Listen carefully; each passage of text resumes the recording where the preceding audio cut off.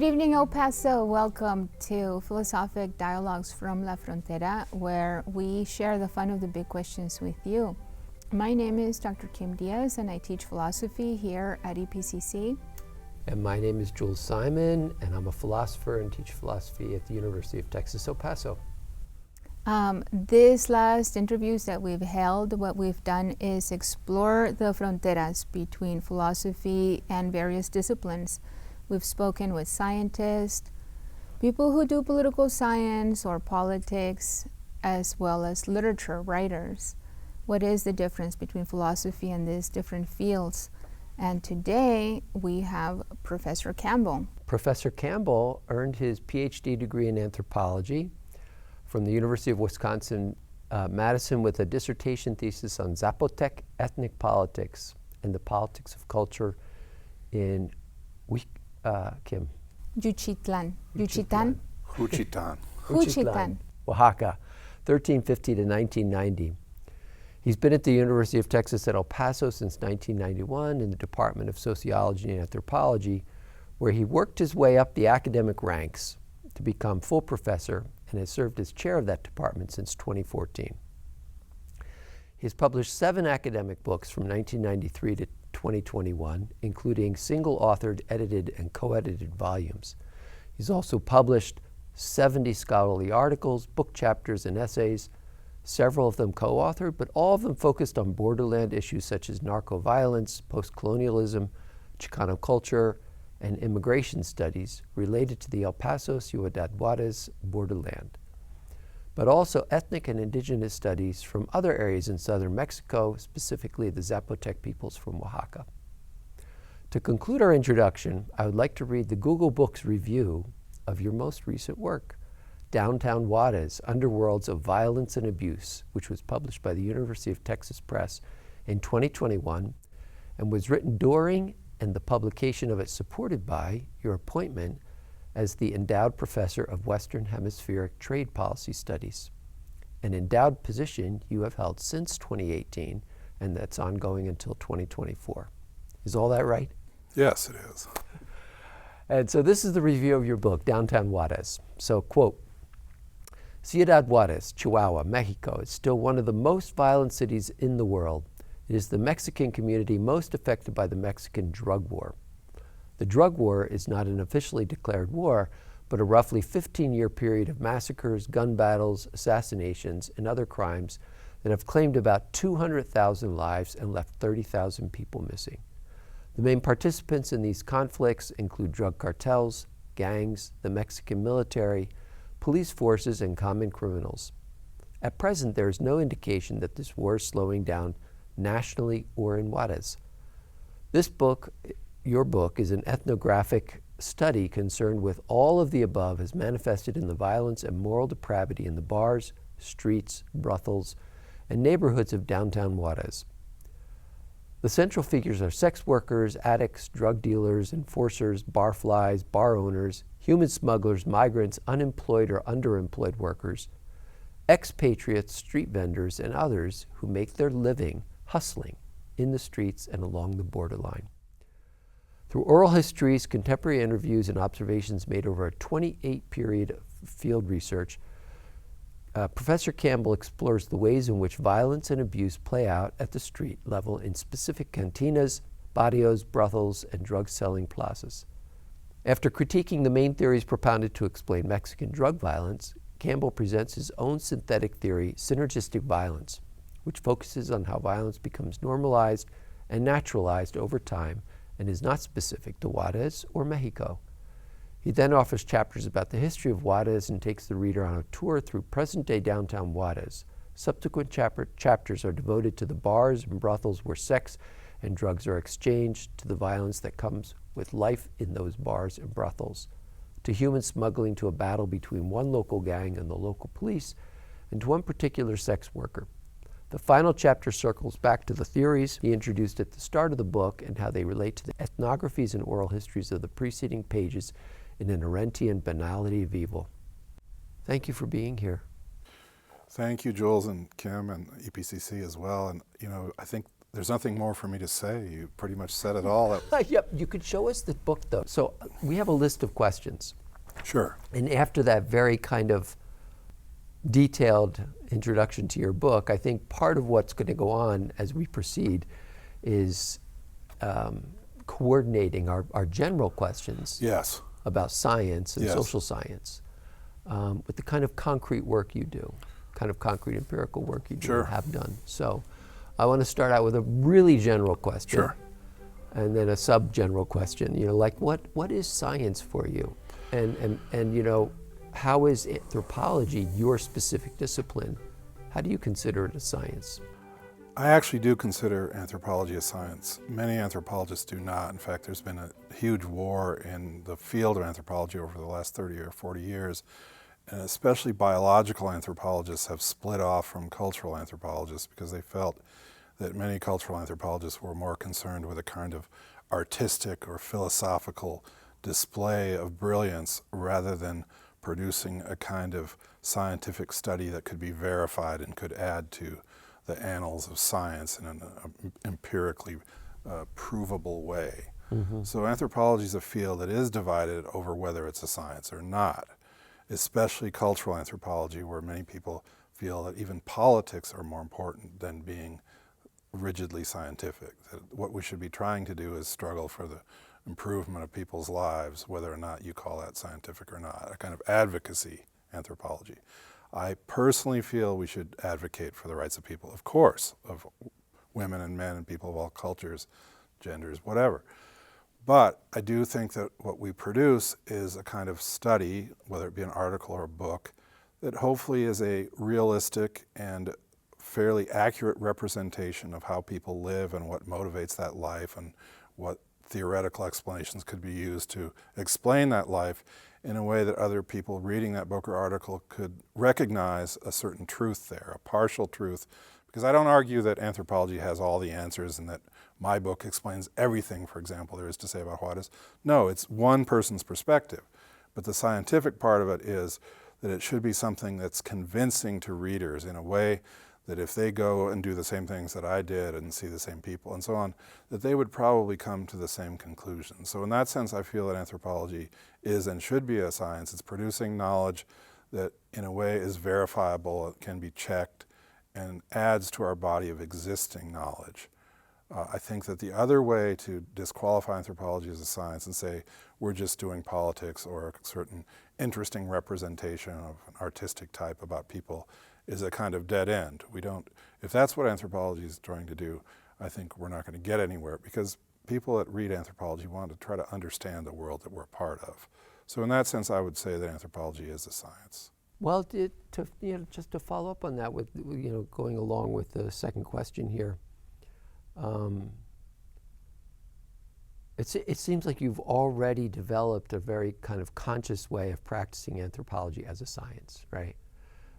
How does that get your engines going, practicing it in this way as a science? How does this kind of feed your interests as a intellectual?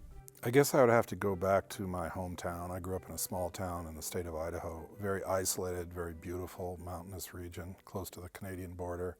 And I had a lot of adventures in the wilderness, and I was very much interested in exploring nature.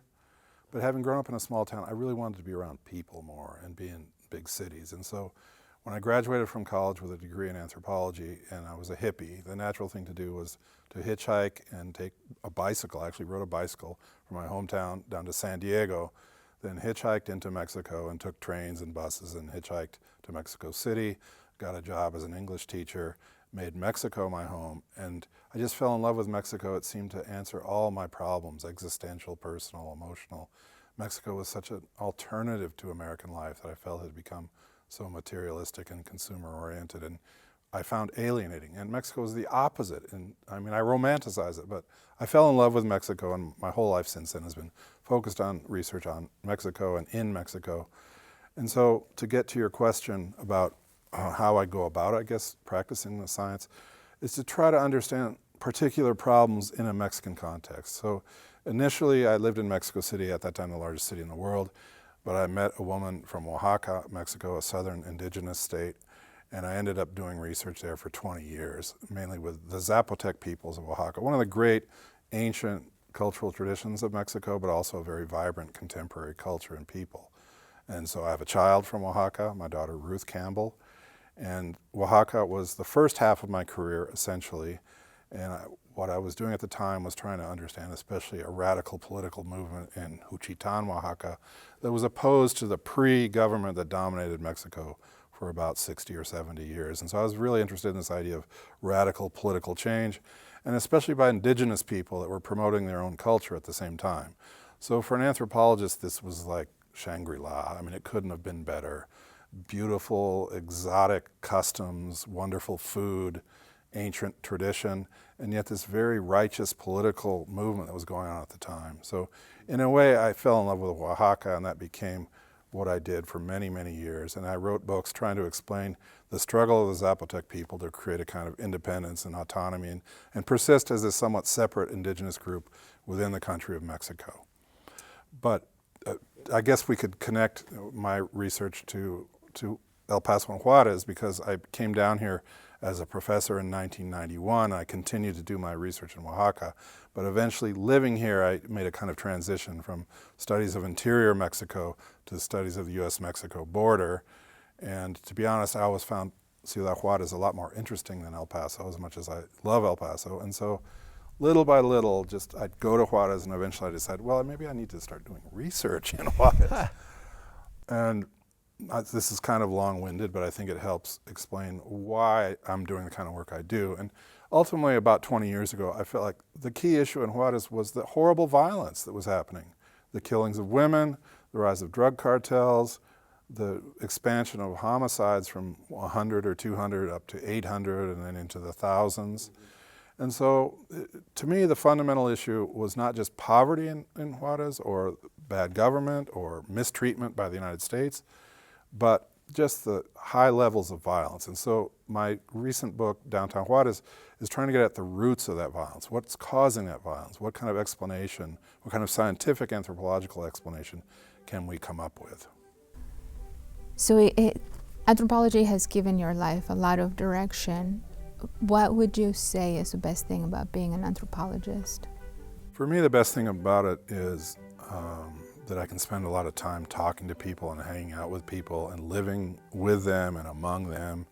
And as I've said, I'm really fascinated by Mexico and the US-Mexico border. And to me, working at UTEP and being able to leave my office and go across the border into another country and be with people with a culture that's very much connected to El Paso but still different, and speak the Spanish language and enjoy wonderful food, I mean, and get paid for that, and hang out with interesting people and have them tell me about their lives, it couldn't be better, really. That's great. So zooming even more and zooming out to the objective realm, as an anthropologist, how is the scientific method the same throughout all sciences? You know, so we have what are called the hard sciences and social sciences. Yeah. Is the scientific method the same? In anthropology, say. Mm-hmm. I think that's a great question. I guess for me as a cultural anthropologist, cultural anthropology is certainly one of the softer sciences, because we, the anthropologists, are part of what we're studying and in a very open-ended way. And it's also very idiosyncratic and based on certain limited number of encounters with certain people. I can't study the 120 or 125 million people in Mexico, but I can study 200 or 300 or 400 people in Ciudad Juarez. But based on those encounters that are very, very personal and intimate, getting to know people and being part of the research in a certain way, that's why I say, yes, anthropology is science, but it is so emotional, and you can't separate your feelings out or your own life from the data. And so in a sense, anthropology is surely one of the softer sciences, and one that many people equate with literature or creative nonfiction, and depending on how you do it, of course. But it isn't just numbers, it isn't just statistics, it isn't just absolutely quantifiable things. It's a lot of things like emotions and the way people feel about stuff and the way they express themselves, the words they use. Linguistics is very important to anthropology, the ways in which our culture is encoded in language and what that says about us as people, as a community, as a culture, as human beings. And so I've always felt like anthropology is the most exciting field for me because I'm just obsessed with the idea of understanding human beings, how they live and why they live the way they do. And in the case of Juárez, again, I didn't decide to study violence because I think violence is cool. No, I think it's abhorrent. But I felt like the problem of violence in Juárez was the single most pressing problem, even above immigration issues, conflicts with the United States, political corruption, or poverty, that the violence, the mass violence of Juárez was the issue, and that's why I wrote this book. Thank you. Yeah, coming back to method, so you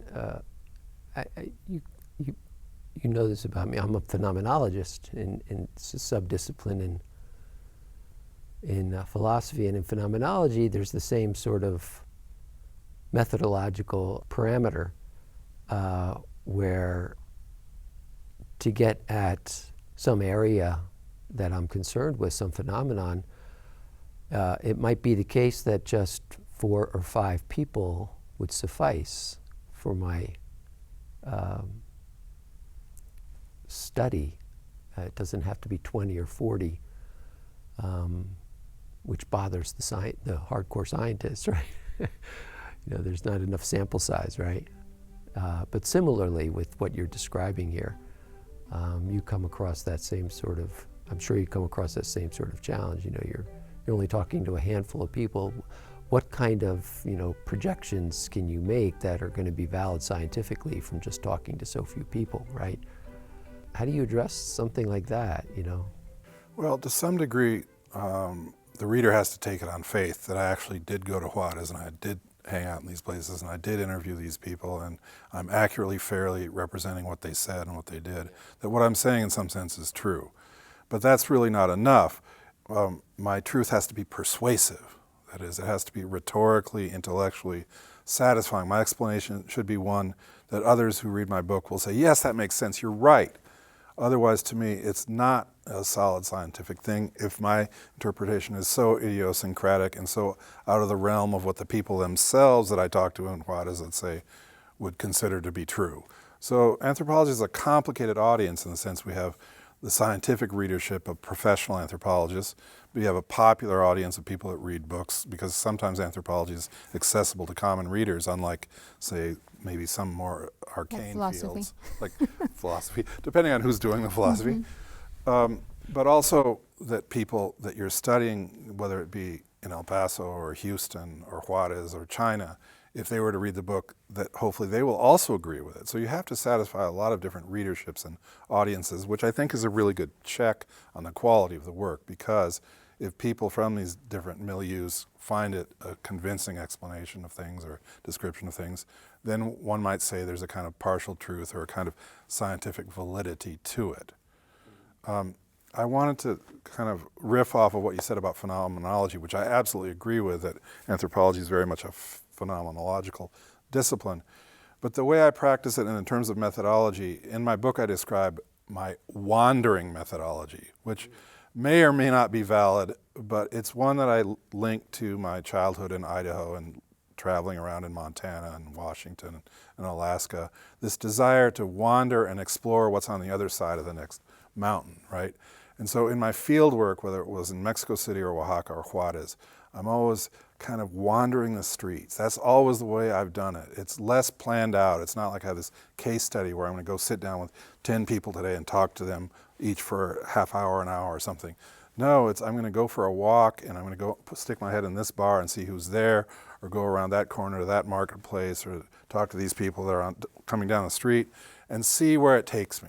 And I feel like that kind of serendipity is valuable.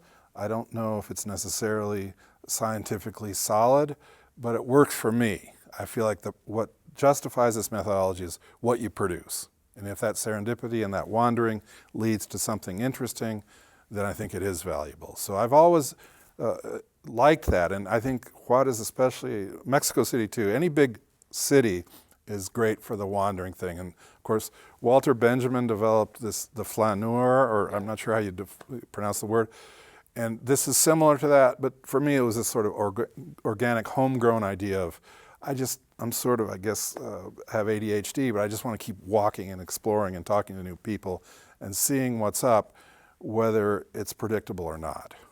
I would like to go back and ask, what is phenomenology? Yeah, I was going to say phenomenology is a subdiscipline in philosophy, and it came out of the desire to, this split between psychology and philosophy that happened at the end of the 19th century, the beginning of the 20th century. And so Edmund Husserl was the founder of the discipline, but it goes further back to Hegel. Just to kind of connect with what you're saying about wandering, I always practice phenomenology as an open-ended sort of practice. It's open-ended because it's the philosophy, it's the philosophical practice of infinite perspectives. You build your theory ultimately by adding one more perspective here and one more perspective there. So you have to kind of wander, from this person to that person who's going to help corroborate your partial truth or how you're seeing the world, to come up with a description. Because it starts with the description, but then my description is always inadequate if it's just mine. I have to ask my neighbor, well, do you see it the same way I do? And then we have to go across the street and corroborate that, right? So that's kind of how it goes. So there's an element of openness and wandering as well in the discipline. I think that's very well said. I agree with that, and it applies very much to the kind of work I do. And in addition to that, even though I told you I know almost nothing about philosophy, but in my book I do have a reference to a philosopher named Paul Feyerabend. I think that's how you pronounce it, or you can pronounce it correctly. Feyerabend. Okay. Feyerabend. Yeah. Feyerabend. Okay. Yeah. Plus or minus 4 or 5 vowels, but he wrote a book called Against Method, right, which is kind of a Bible for me. Yeah, I really love the book. As a graduate student, my professor had us read that book in our methods class. I mean, I just think it's wonderful, Yeah. and I embrace that idea so right. much. And I don't know if others like it or not. I've never really known in anthropology, right? Because it does kind of go against the grain of a lot of more classically scientific approaches to things. Right. And it is fairly anarchistic and radical in its way. But I see that as a good thing because it allows you to be creative. Mm-hmm. And so perhaps I'm doing a Baudelarized or bastardized version of, how do you say it? Of what? Feyerabend? Feyerabend. Feyerabend's theories? No, I think I've been mispronouncing his name for years. It's Feyerabend. Yeah. I have a question for the both of you. It seems like there are more similarities than differences here at the beginning of our show. So what is the difference between philosophy and the social sciences? What is the frontera? We could talk about what is la frontera between them. What would you both say? I guess you guys are both going about it kind of like the same way, so. I guess my knee-jerk reaction to that would be that anthropology, cultural anthropology, worships the fieldwork method. That is, you have to spend a lot of time. Sometimes we refer to it colloquially as deep hanging out, spending a lot of time in the field, that is, talking with a lot of people that you're writing about, and that whatever data or theory you develop comes out of the fieldwork. The fieldwork, in a certain sense, is first, maybe even more than the conceptual structure or the theoretical ideas. It depends on which anthropologist you're talking to. But I guess, especially in my work, the fieldwork drives it. And I don't know that not necessarily is how things work in philosophy. What do you think? There's an emerging subdiscipline in philosophy that I'm also involved in besides phenomenology, and it's called public philosophy. And so public philosophy embraces that fieldwork approach. So it's engaged in politics, and people are doing public philosophy who focus on politics, get engaged in political discourse, political happenings and events, etc. It's been emerging since the time of Socrates. Yeah, but it wandering the streets, right? But it took, about 100 years ago, a school of philosophy wanted to do nothing with examining yeah. actually like the material conditions of people and just wanted to stay purely theoretical. So we've had many schools, Right. but yeah. Oh no, that's an important point. So the whole branch of analytic philosophy is what Kim's talking about, and they do pure philosophy. Like there's pure mathematics. Right. Right. That's their exact Or philosophy. ideal theory. Ideal theory and all that kind of stuff. So they're they bring it, rather than prioritize the engagement. The lived experience. Lived experience, which comes out of phenomenology. So the lived experience or the cultural world feeds actually the research, and so you can't say anything with validity about the world unless you have a lived world referent to it, right? Which is what getting down into the streets of Juárez is all about, right? So I work in philosophy of the city. So I go to cities. Yeah. Right? I came to El Paso, Juárez, right? And you have to embrace where you're at in order to be able to speak with any authority about, what you want to say about that place. That's very interesting what you said, and I'm finding philosophy to be more and more appealing as this conversation goes along, because it makes me think that maybe the reason I got so obsessed with fieldwork and wandering and so on was in some ways a kind of reaction to my father's work. My father was a professor, and he was a mathematician and did pure mathematics. He did the mathematical theory. And I loved my father and everything, but a son often has to be different somehow. And so maybe I went into the opposite extreme of the fieldwork-oriented, experiential much more than the theoretical. I don't know. But it's very interesting what you're saying, because I'm enjoying the dialogue here because I had not thought about these issues before. And I think you're causing me to rethink some of my own concepts and ideas. At one point, you do go into philosophy. You do go into the theory. So where, as an anthropologist, do you allow yourself to think philosophically? Well, I think that contemporary cultural anthropology is heavily theoretically oriented. I'm probably much more empirically and fieldwork oriented than your common contemporary cultural anthropologist. So every contemporary cultural anthropology book has to have a kind of theoretical explanation of this phenomena, the phenomenology, the fieldwork, the interactions, the things that you've studied. You can't publish something anymore that's just purely descriptive. So theory is always critical to modern cultural anthropology. I just feel that theory should be very, very tightly connected to the empirical, the data, the fieldwork. And other people have other ways of doing their work, and that's fine, but that's just how I do it. So I'm very place-oriented, in this case, the border Juárez. Not just the border Juárez, but the streets of Ciudad Juarez. Specific streets. Yeah, and specific bars and hopefully not too many brothels. No, not too many. And so I want to talk about this next question here. So do anthropologists think creatively, to come up with a theory to explain the human behavior that you're observing, maybe? Or do you think mostly scientifically, maybe more descriptive? I don't know. I'm not sure how to answer that. I think it would be a bit of a hybrid, because the data is driving the direction of the theory in a lot of ways, but we also, before collecting the data, we had a lot of preconceived ideas about how human beings operate and our own sort of favorite theories that explain human society. And so, like most anthropologists, I tend to be on the left, very much to the left. I mean, I don't think I've ever heard of an anthropologist, for example, that was a Republican or supported Trump. So there is this kind of commitment to the poor and to progressive social change that is a priori, it's prior to the collection of data or fieldwork, and it sort of imbues the research with a certain direction. So I suppose anthropologists are kind of like reformers or social critics. We're looking at things that are wrong in society and trying to explain why they're wrong and perhaps how they could be changed to make lives better for people. So in that sense, it's not just a kind of narrow scientific collecting of data that then in turn produces a theoretical explanation.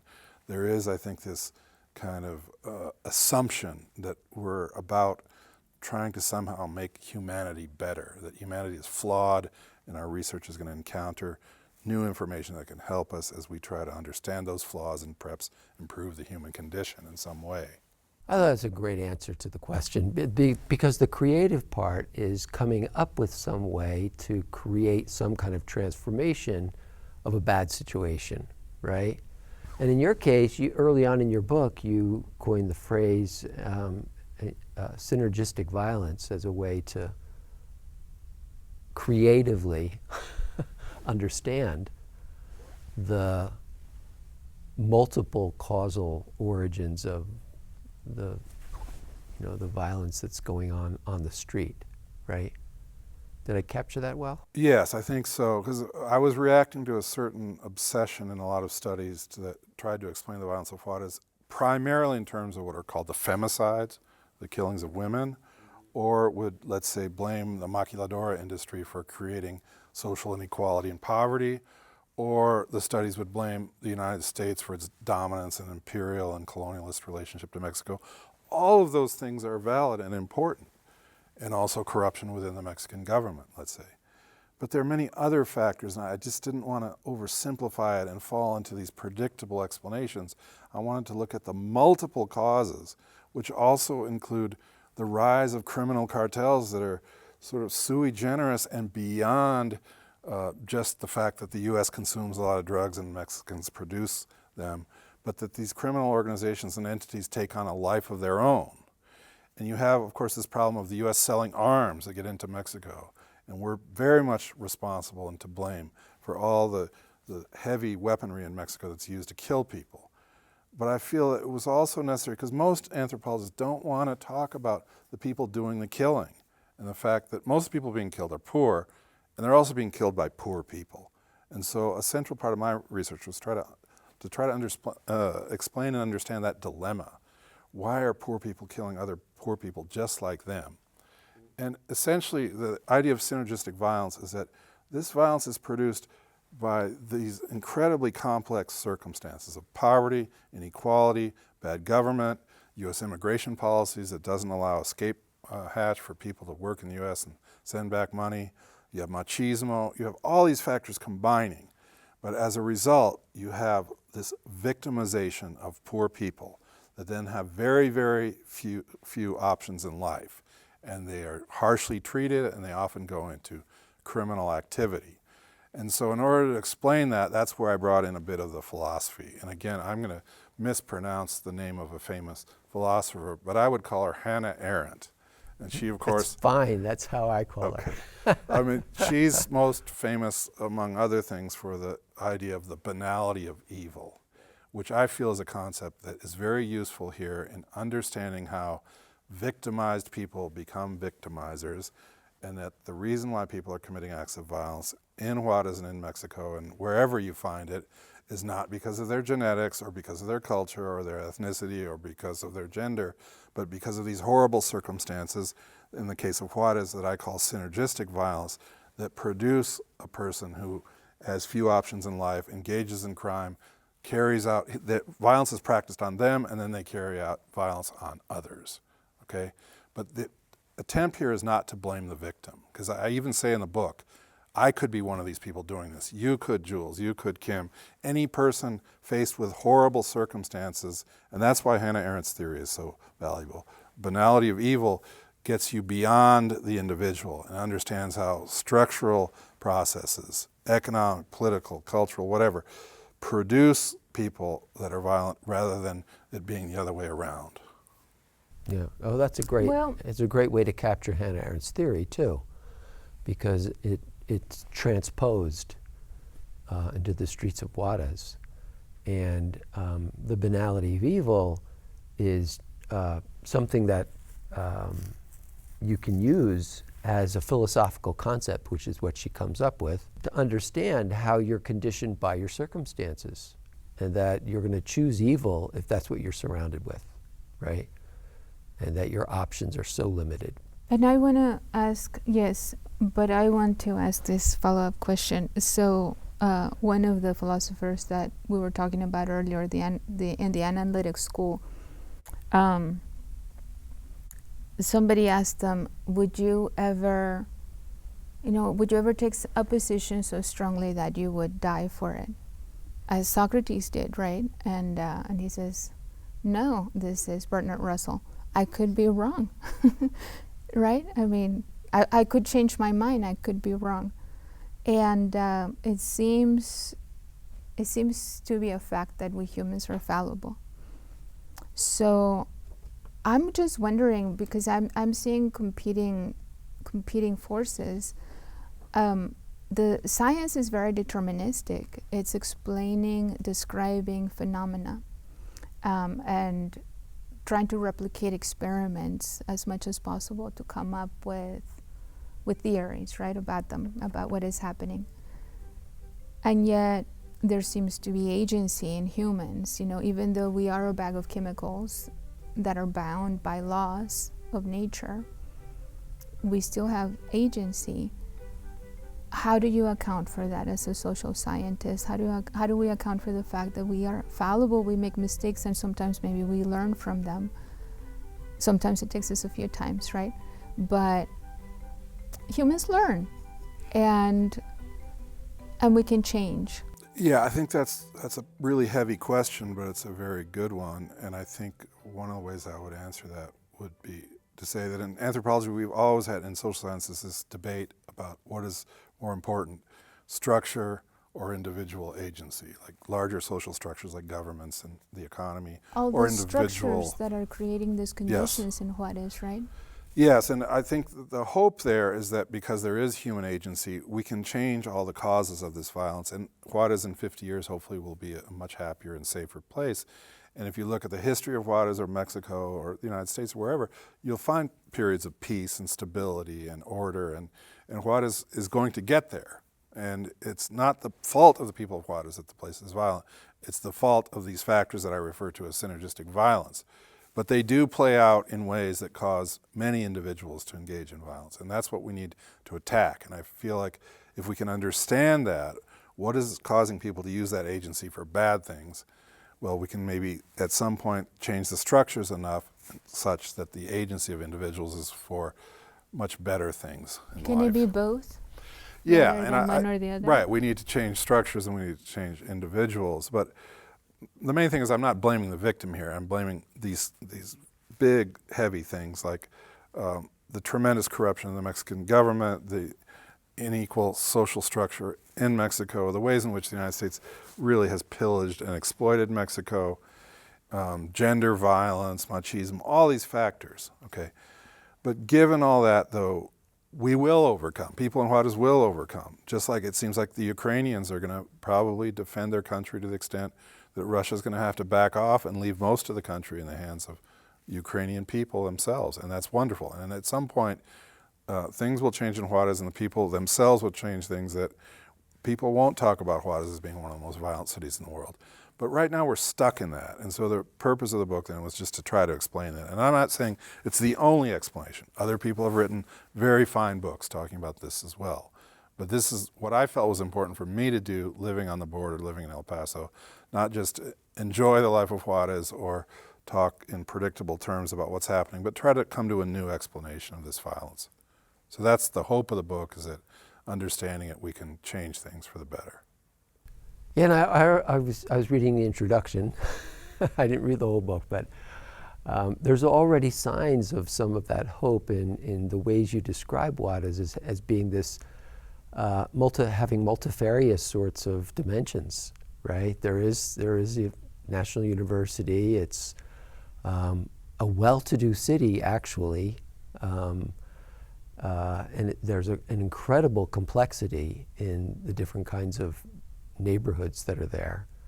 At one point, there's a lively cultural scene, right? Still that's ongoing and growing. I think it was in the 30s, 20s. It was, the scene for jazz. I think Duke Ellington played there. It was one of the best places to be, kind of like, in terms of art, in terms of culture, and it was a very happening scene. But still, there's an orchestra,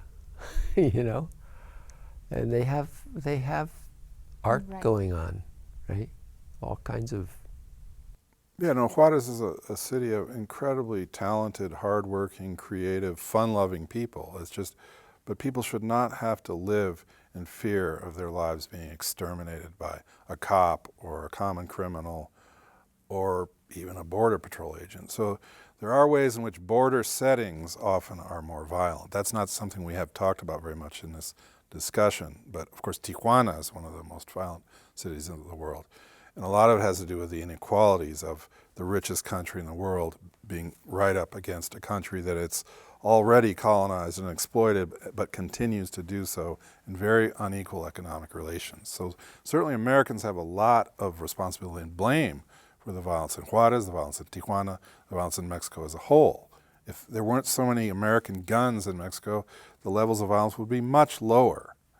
But the problem, though, about the gun theory, that's only one element of the problem. Yeah, I wrote an have a article question. about another element. I just want to add to this because it's a fascinating sort of intercorrelation that's going on here. And I published it in IJP. I have a question for Howard. All right, go ahead. Okay, so what would you say to the person who says, but Howard, we would be stupid if we wouldn't advance our own economic interests by selling guns to those who want them? Right, but I think there have to be higher values, humanistic values. Mexico each year has more than 30,000 homicides, and Latin America is the most violent part of the world today because of the radical social inequalities, tremendous conflict, bad government, but also the U.S.'s boot is on the neck of Latin America, and it has been for 200 years. And what if that person said, I'm not that person, but I've heard this argument be made, right? And that's why we would be stupid if we didn't advance our own economic interest and didn't try to destabilize their economies or their governments to advance our interests.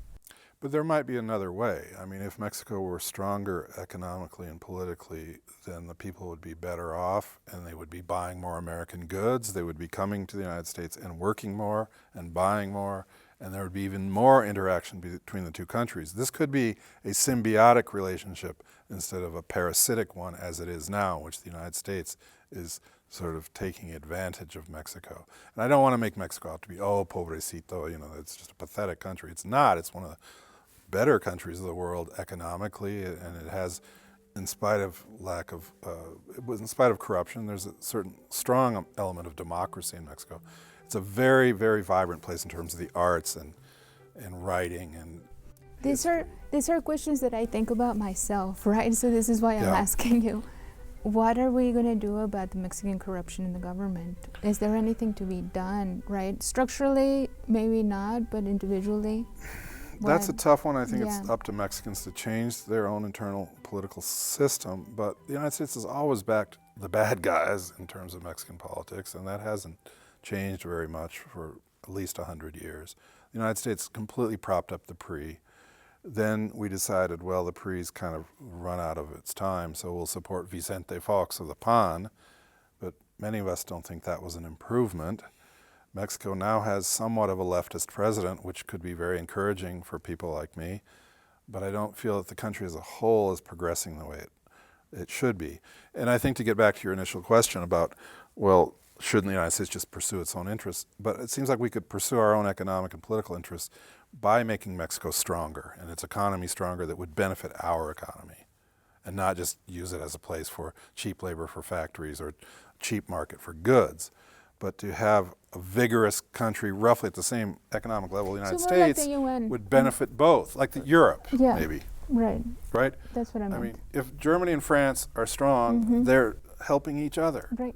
But if one is really weak and poor and marginalized, the stronger one may benefit, it's just not is also hurt by that.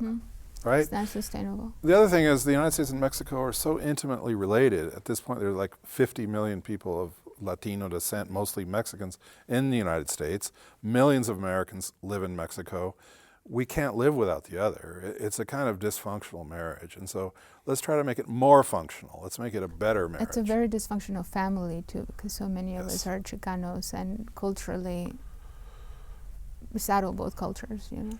And one thing we didn't talk about, but in my book there's a lot of discussion of Americans living in Juarez and Americans engaging in crime and bad behaviors, and I think that's a metaphor for the larger problem of the fact that Juarez is not just to blame for Juarenses, but Americans have a lot to do with the causes of the violence in Juarez. One of my professors, Ed Murguia, I don't know if you're familiar with him, he's a sociologist. Yeah. A&M? Yeah. Yeah. Yeah, he would tell me, you know, Europe fought all these wars, right? Like Ireland. I mean, they were always at each other's, fighting the most violent, vicious wars throughout the centuries. And now they've come together and worked together with common laws and currency. So we can do it too, you know. The U.S. and Mexico haven't had that history of war. And so if Europe can do it, maybe the U.S. and Mexico can do it in a way that benefits. It's a mutual benefit. Right, if NAFTA was really something more equitable like the European Union, not that the European Union is perfect, but if it was a more equitable relationship, then Mexico would be rising. But as we've seen, the United States rises, Canada stays solid, and Mexico seems to be struggling. So I think that by improving the economic situation in Mexico, the U.S. overall would benefit in the long run. So I think one can see it not just as being altruistic, but also self-interested, that a good, strong, healthy Mexico is good for the United States. Yeah, that's yeah, a win-win. Yeah, that's a quite well thought out philosophical position that you've taken up, Howard. You know, that you. But I think it's a practical thing.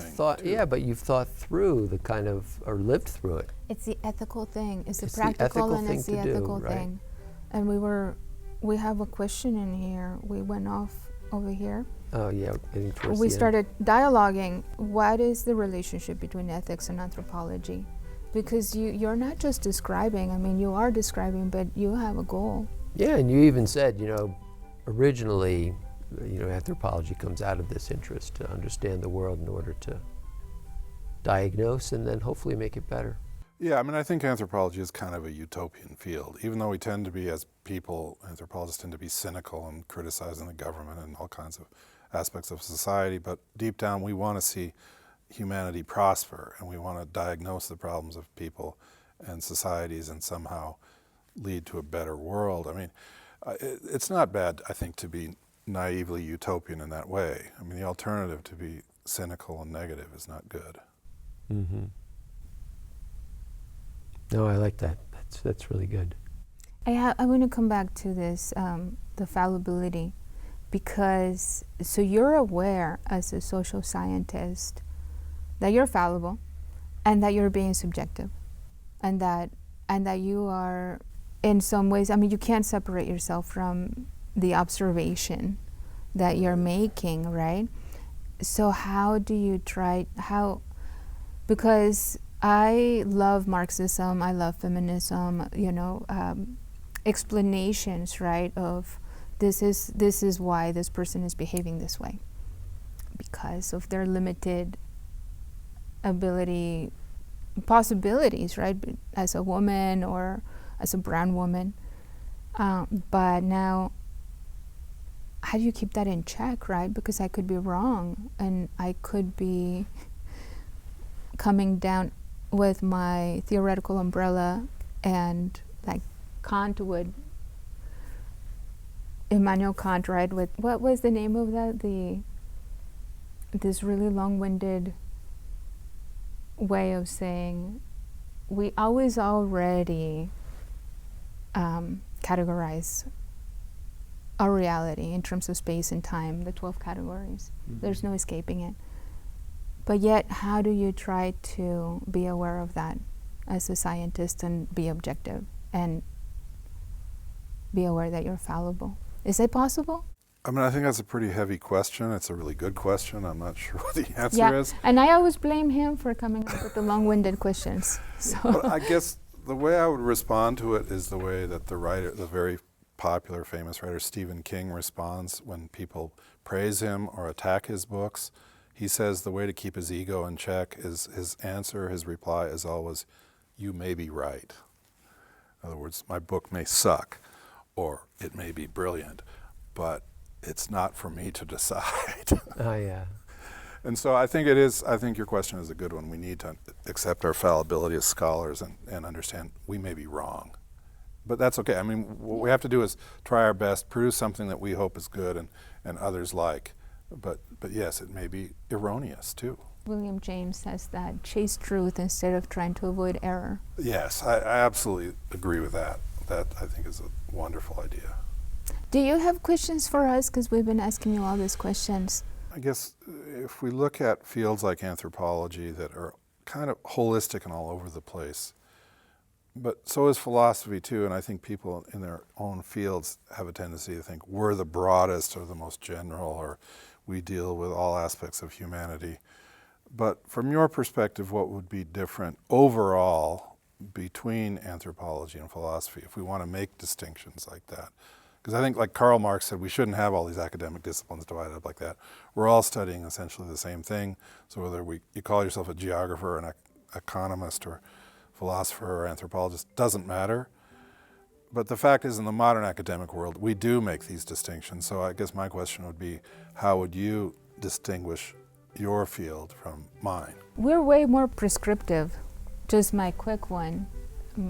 We're way more prescriptive.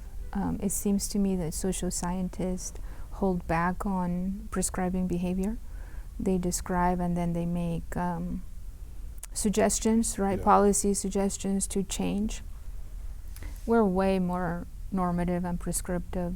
Jules is now teaching John Stuart Mill right now, and he's being real critical of Mill. Mill at one point says that, well, being a classic liberal, he says, if you can't afford to have kids, you shouldn't have them. And so, this is the way that things should work. So that's my quick answer. Philosophers are much quicker, not everybody, right, but traditionally, at prescribing behavior, what we should do.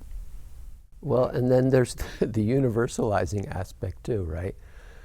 Not only what we should do, but that this is the absolute truth. There's that tendency of philosophy to, well, we talk about how we know the world. We have a discipline called epistemology, right? The Archimedean type of. Right. We have a. And it's problematic. For me, it's problematic because even within philosophy, there are some of us that really believe, and by the way, I don't adopt Mill's idea. I just wanted to say that as a disclaimer. I'm critical of it. Yeah, some of us are not critical enough of ourselves, and so there's many philosophers who really think that we got in, and that's a problem because to me that is no, we ought to keep thinking and asking questions instead of thinking that okay, this is it. So since you referenced me and Mill, this is the issue with Mill, and it's related to how we're trying to understand your work as an empirically oriented anthropologist, right?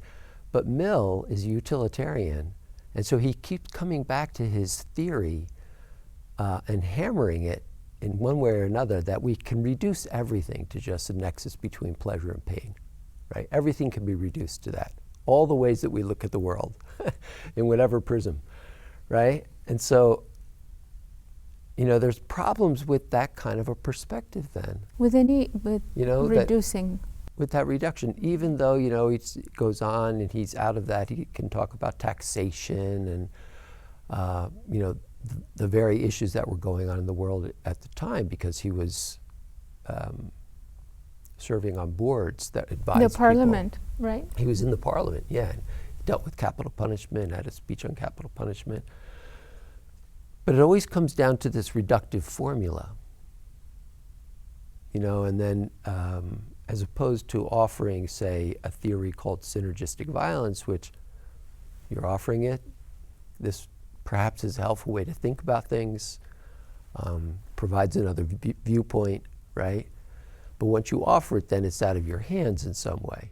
Yes, it may be right and it may be wrong. And so I think in anthropology, contrary to how you describe philosophy, we're much more relativistic and not very prone to absolute kind of decisions about things. I think there's a sense that, very much getting back to your earlier question about fallibility, I think we kind of embrace the fallibility more, for better or for worse. But generally we talk about partial truths, which was a concept developed by, I think, George Marcus, a famous anthropologist, rather than some kind of pure truth.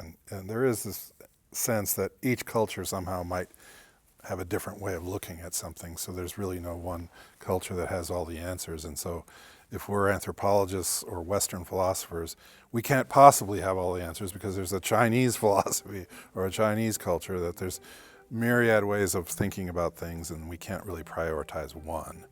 For better or for worse, that's the way anthropology tends to be. And then, but then there is kind of like such strong similitudes, right? Similarities that, like, even if it's different cultures, they're coming up with similar stories or similar. So then the philosopher would come in and say, it is all one, right? Or look, it's the same thing, but in different manifestations or something. We're winding down, and so do you want to say anything else, Jules? No, I think it was a wonderful conversation, wonderful dialogue. Thank you for coming and sharing with us. My pleasure, thank you. Thank you to our viewers and our production team. This has been Philosophic Dialogues from La Frontera. Please join us next time.